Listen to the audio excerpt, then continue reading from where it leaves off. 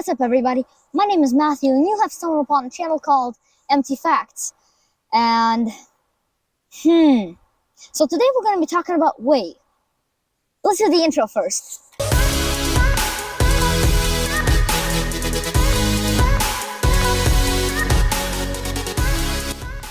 Type, Matthew, the intro's pretty cool in the comments if you really like the new intro. I worked pretty hard for it, okay? It's pretty good. But to the real deal here. Today, we are talking about one of the most famous Ukrainian incidents, and no, not the war that is currently going on in 2024. It's actually been going on for 2 years, and yes, I am Ukrainian. I said that in my Elon Musk video. Wait, can you play that clue from the video? The exact same year I was born. We'll get into that later. Yeah, that was it.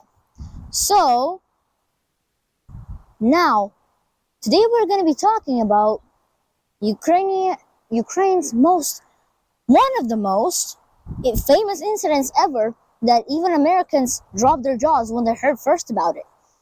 Chernobyl.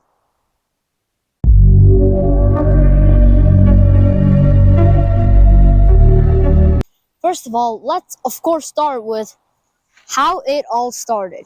Well, the date was April 26th, 1986, and yes, it was Soviet Union. It was night, deep night, about 12 a.m. and the night crew for the job in the Lenin's nuclear power plant just came to work at their jobs, of course. And later then, they sat down. By the way, you might think, wait, rewind that. Who is Lenin at all?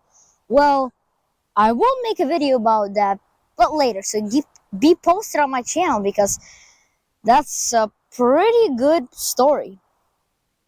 So, they just arrived and they sat at their seats. And this is when it started getting kind of weird. But first, rewind the story.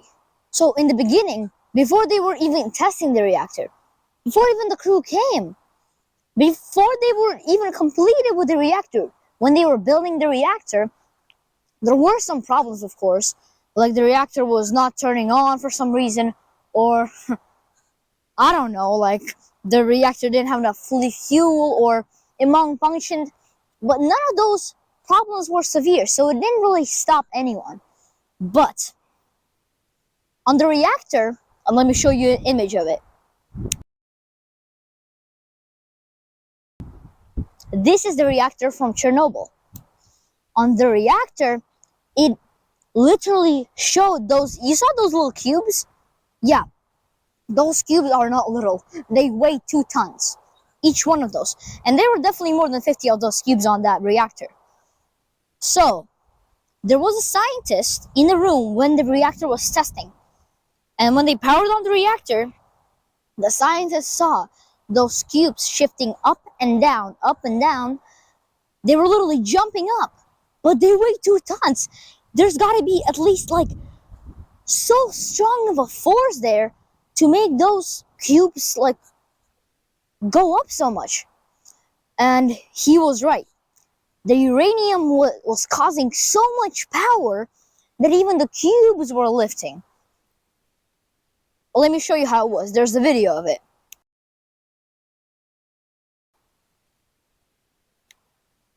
You saw that? Those are those cubes jumping up and down.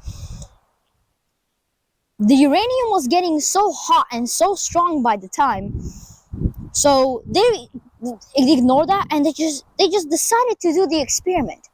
And by the way, that scientist who was in the room of the reactor, who saw those reactors shifting, you know what he had to do? He couldn't just do this in the back of a time. I'm not even sure there were phones in that time.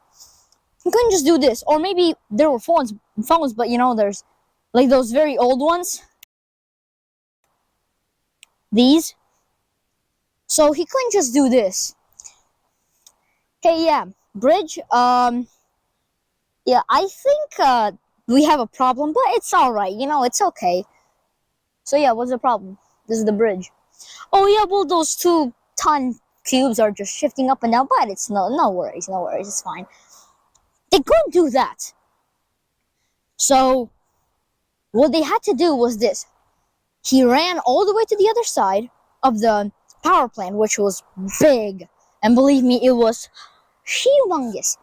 And he had to tell the bridge himself that the cubes are shifting up and down and there's a big, severe problem. But the captain of the bridge, I feel like I forgot his name. Man, I always forget his name. So his name is right here. And this is his photo. He was controlling the whole thing. And he just decided, you know what? It's fine. Uranium can't act like that. Let's just continue the testing. And they powered on the test. The power was not able... by the calculation of the scientists, the power should not have succeeded more than 10,000 kilobytes or something like that. But the power succeeded that. And it was going up. And the scientists were afraid. They didn't know what to do. They were not prepared for that, although they were pretty good and smart scientists. They weren't prepared for that. Even the captain of the whole bridge was not even prepared for that. So he decided to just leave the reactor like this. The reactor went up, and then when it got to 32,000 kilobytes, the captain said, stop the reactor. The reactor stopped. But, excuse me. The reactor stopped. But the problem was that the number, 32,000 kilobytes, was not going away. They pressed the stop button, but it was still not going away.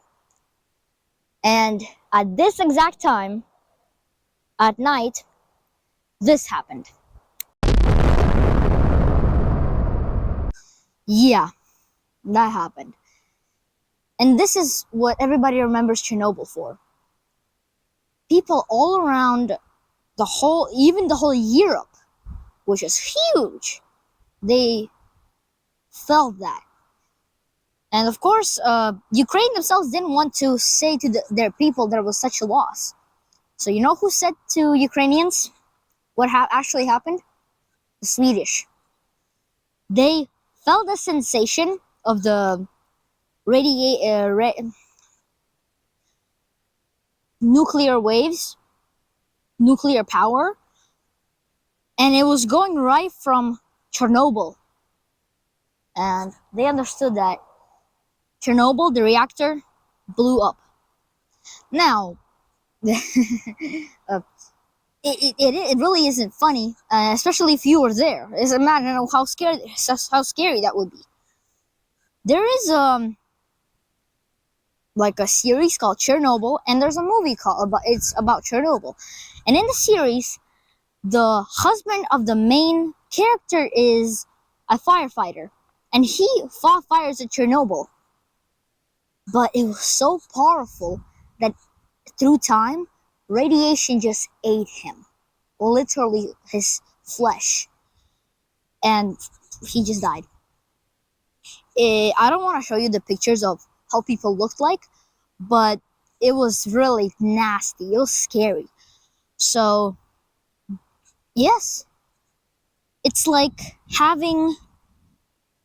people having a dog, but then that beast unleashes it and destroys the people. It's like the movie Walking Dead. It's like any other apocalypse movie. It's scary and it's insane. By the way, when the explosion happened, they saw the captain of the bridge. He saw what happened, and he went to check it out. But then he understood that might be dangerous, and that might be the reactor. Of course, he lied to the government, saying that it was just a water tank that blew up. Yes, and if you don't know that water tank is blew up, sometimes water tanks can blow up. Actually, that happens more than the reactor. But he knew it was the reactor. In the end, he told the government, and after the Swedish told onto the whole world, he accepted, yes, and it was closed case. But now, let's get to the part of the video where could the explosion be avoided? Let's go. Now, yes, of course, the explosion could have been avoided. There's also always a plan B. But the scientists didn't know it because they weren't prepared for this kind of situation. There was a plan B. Remember when I told you they stopped the reactor? The stop button was a button used for a detonation. So, no, the button wasn't used for detonation a long time ago. But it was the cause of the reactor exploding. The button was the cause of the detonation. That's why I call it the detonation button. It was supposed to be as a stop button and the reactor shut down. But no.